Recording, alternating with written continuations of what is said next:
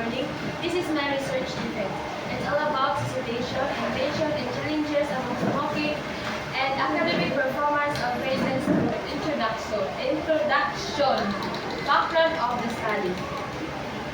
Smoking among adolescents remains a serious public health concern worldwide. Many grade students initiate smoking at this stage, and while a significant proportion expresses intention to quit, the process of cessation is challenging. Is challenging to psychosocial,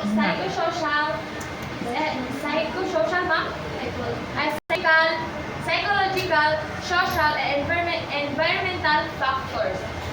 Smoke can adversely affect cognitive function and performance. Examines na siya, ma'am.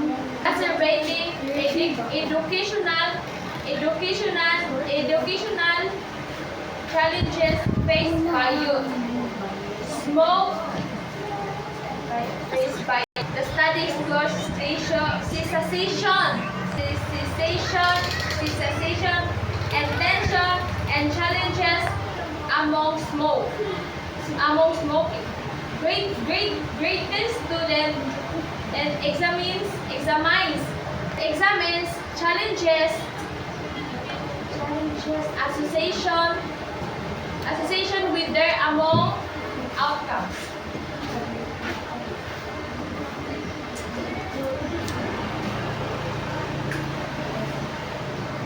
Of the problem. What is prevalence of smoking and cessation and among smoking grade and tension among smoking grade 10 students.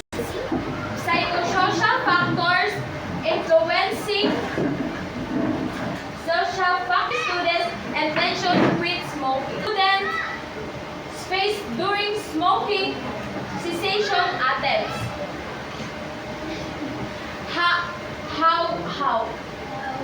How the smoking cessation and tension with pandemic performance and with academic performance. Intervention to support smoking cessation and academic success of the study. To measure smoking prevalence and cessation and tension among grade 10 students. To identify psychosocial, quitting, and tensions. Explore cessation challenges faced by students. To analyze the relationship between smoking behavior and academic performance.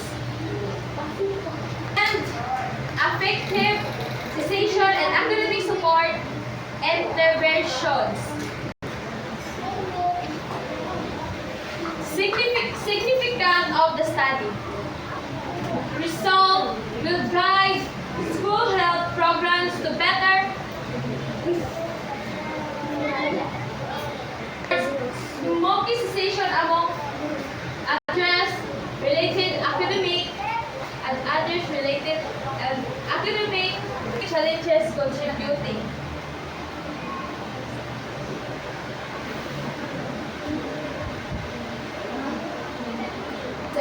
Successful view of related literature. Studies show that academic